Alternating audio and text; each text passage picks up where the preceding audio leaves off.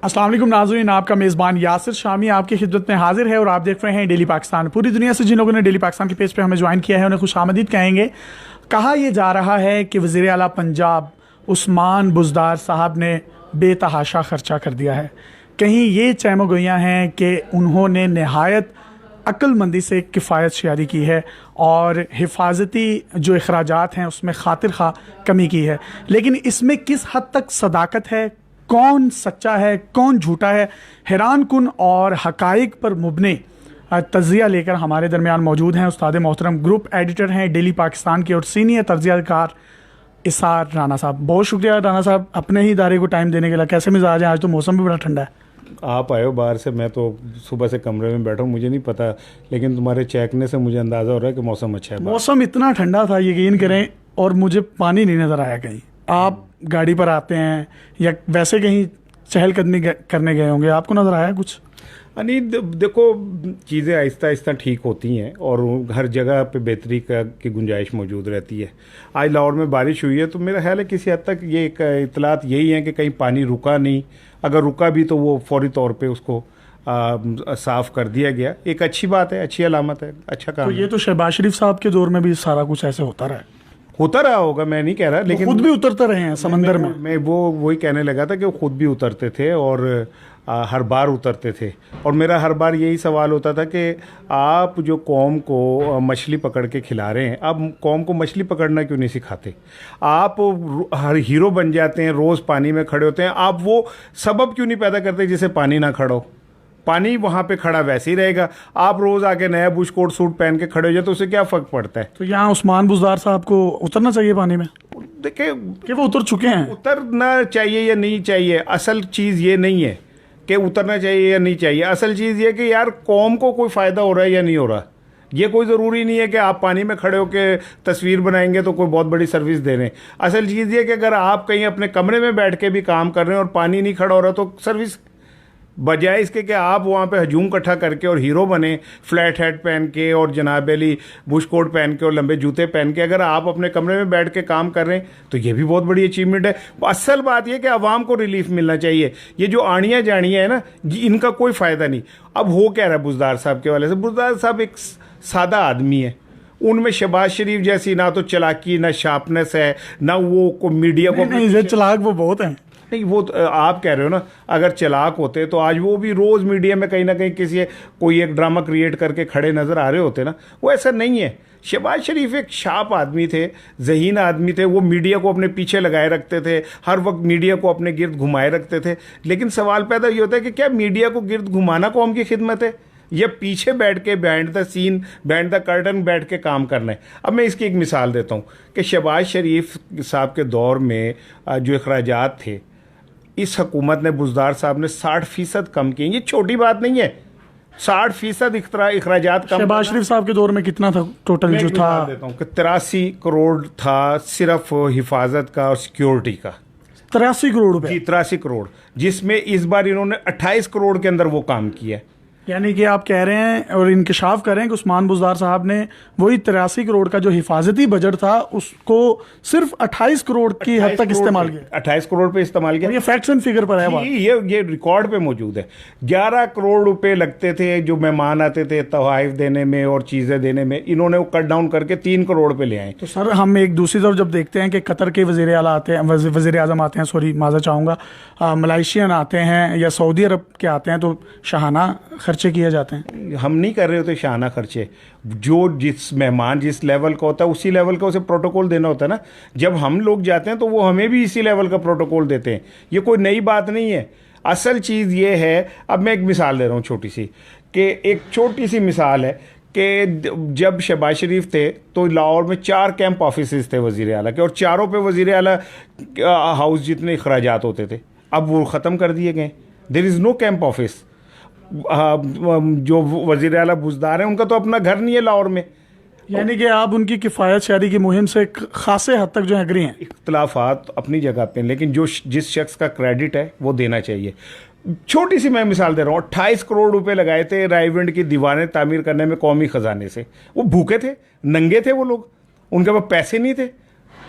उन्हें थोड़ा सा खौफ खुदा नहीं है? सर अगर देखें, एक कौम जो भूखी मर रही है उसके 28 करोड़ रुपए उठा के आप अपने घर की दीवारों की तामीर पे लगा दें, शर्म नहीं आती? अगर बुजदार साहब ने आके तमाम कैंप ऑफिस ख़त्म किए और वो एक सादा सी ज़िंदगी गुजार रहे, एक सिंपल सी लाइफ गुजार, 130 करोड़ रुपए का हेलीकॉप्टर खरीदा शहबाज शरीफ ने, क्या करना था? वो हवा के ऊपर उसमें बैठ के लोगों को अपनी आनियाँ जड़ियाँ दिखानी थी तो, या ऊपर से तालियां मारनी थी?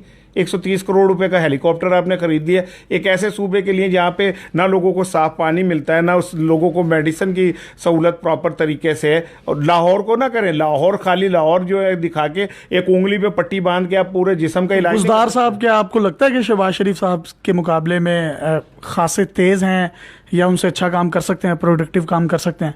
बज़ाहिर नज़र तो नहीं आ रहा जब मीडिया उनके खिलाफ कोई प्रोपेगेंडा कर रहा है। नहीं, मैं नहीं समझता कि मीडिया को उनके खिलाफ प्रोपेगेंडा कर रहा है।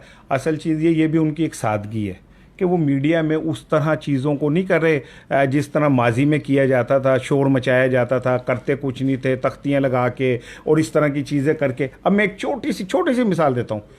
शहबाज शरीफ के दौर में 4.5 करोड़ रुपए गाड़ियों की मरम्मत पे होते थे खर्च। इन्होंने वो सरकारी गाड़ियाँ इन्होंने इस बार उसे कट डाउन करके 2 करोड़ पे ले आए। तो क्या गाड़ियाँ बंद हो गई हैं?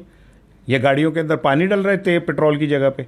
बात यह है कि जब एक अच्छा मुंतजिम बैठे ना, जिसके दिल में खौफ खुदा भी हो और कौम से मोहब्बत का भी दर्द हो, तो वो यकीनन थोड़ा करके, कतरा करके ही दरिया बनते हैं। और अब इन लोगों ने एक ज़िंदगी, एक नई मुहिम का आगाज़ किया है जिसमें ये छोटे खर्चे करके 4 2 रुपए इकट्ठे करके एक अच्छा बजट जो है को आवाम के लिए इकट्ठा कर रहे हैं। और अब ये उस तरह नहीं हो रहा कि ये कागज़ पे नोट छापे जाएं और लोगों को बेवकूफ़ बनाए जाएं या बाहर से लाके किए जाएं और लोगों को बेवकूफ़ बनाए जाएं। हम पहली दफ़ा रैशनल होकर चीज़ों को लेके चल रहे हैं, हकीकत पसंदी के साथ। यानी कि आप कहना चाह रहे हैं कि थोड़ा सा इनको टाइम दें? फिर देना पड़ेगा, क्यों नहीं देंगे? सर अगर इन्होंने भी पेरिस ना बनाया तो? मैं तो नहीं चाहता कि लाहौर पेरिस बने। क्यों? पेरिस में तो जो मेमे हैं वो स्कर्ट पहन के फिरती हैं, तो मैं यहाँ पे भी स्कर्ट पहन के फिरवाऊँगा। हम एक अच्छा शहर बना दें, एक महफूज शहर बना दें, एक खूबसूरत शहर बना दें। हमें नहीं पेरिस चाहिए। यार कितना एहसास कमतरी है हमें, पेरिस बनाना है। और लाहौर जैसा भी कोई शहर पूरी दुनिया में है, और लाहौर जैसा भी खूबसूरत शहर भी पूरी दुनिया में। पेरिस वालों को चाहिए कि वो पेरिस को लाहौर बनाए। हम क्यों लाहौर को पेरिस बनाए? हमारा लाहौर किसी से कम है? हमारे लाहौर की खूबसूरती किसी से कम है जो हम उसे पेरिस बनाते फिरे? भाई हमारा लाहौर सबसे खूबसूरत है। हम तो कहते हैं जिसने लाहौर नहीं देखा जमिया नहीं। तो हम जो है पेरिस, सर जिसने पेशावर नहीं देखा वो नहीं, अल्लाह चंगा रह गया मेरा। अल्लाह ताला सबको महफूज रखे और पेशावर को भी महफूज रखे। सर केपी की गवर्नमेंट है ना, उस हवाले से बात कर रहा हूँ। जो आप सोच रहे हैं वो भी ठीक है। हाँ, और जो तुम नहीं कहना चाह रहे मैं वो भी समझ रहा हूँ। लेकिन असल चीज़ ये है कि भाई मैं तो नहीं कभी चाहूँगा कि लाहौर पेरिस बने। मैं चाहूँगा लाहौर बने। वो लाहौर बने जिसके मुतालिक दुनिया कहती थी कि उस शहर में जाके आपको ज़िंदगी का एहसास होता है। वो पूरी दुनिया कहती थी कि हाँ, उसका सकाफत देख के पता चलता है कि को कल्चर्ड सिटी भी है, जिसके मुतालिक पूरी दुनिया कहती थी कि यार ये तो सदियों की चलती हुई एक रवायत है जो लाहौर में आपको जिंदा और जावेद नज़र आती है। सो मैं ये समझता हूँ कि वज़ीर आला बुज़दार साहब आज जिस तरह सादगी के साथ चल रहे हैं, एक सिंपल से आदमी है, नई बड़ी दावे करते, नई बहुत रंगबाजियाँ करते, वो हकीकत की दुनिया में कदम रख के चल रहे हैं। एंड मैं ये समझता हूँ कि हमें इस बात को समझना चाहिए। अगर कोई हमारे जैसा हम में आ गया यार, हमें उसको अप्रिशिएट करना चाहिए ना। कब तक हम ये जो सोने के बुत हैं इनकी पूजा करते रहेंगे, इनकी प्राइडोस के पीछे भागते रहेंगे? अमीर जो है वो जब पकड़ा जाए, जिनके लिए उसने जिनकी चोरी की होती है वही उसके लिए फूल हार लेके बाहर निकल आते हैं। कोई अमीर भी आज तक किसी गरीब के पकड़े जाने पे बाहर निकला सड़क पे? हम तो मर रहे हो, हमारे बच्चे मर रहे हो। मेरा बच्चा पैदा हो तो वो मकरूज होता है, इनका बच्चा पैदा हो तो वो अरबोपति खरबोपति होता है। क्यों? ये कौन सी जमहूरियत है कि मेरा बच्चा पैदाइशी मकरूज है, उनका बच्चा पैदाइशी अमीर है? सो मैं ये समझता हूँ कि हमें अच्छे कामों की, हाँ गलत काम करेंगे हम खुल के तनकीद करेंगे, हम उन पे बिल्कुल तनकीद करेंगे, लेकिन जो अच्छे काम करेंगे उसकी हमें तारीफ़ करनी चाहिए। इन्होंने 60% कट लगाया है अपनी सादगी से, 60% कौमी ख़जाने के पैसे बचाएं। ये एक बहुत बड़ी कामयाबी है। बहुत शुक्रिया इसार राना साहब, जज्बात से भरपूर और लॉजिक से भरपूर जो गुफ्तगू से हमारे दिलों को मुस्तफ़िद कर रहे थे, और सियासी तौर पर इनका नुक्ता नज़र ठीक है या इनके नुक्ता नज़र से आपको इख्तलाफ रखते हैं, ये हम आरा आप पर छोड़ते हैं, फ़ैसला आपने करना है। और शहरी लाहौर की बात हो रही है, लाहौर का मौसम भी बहुत अच्छा है, तो इस शेर के साथ इजाज़त चाहूँगा कि अब के बार जो लाहौर आया हूँ ऐसा लगता है कहीं और आया हूँ। अपने मेज़बान यासिर शामी को इजाज़त दीजिए। देखते रहिए डेली पाकिस्तान। अल्लाह हाफ़िज़।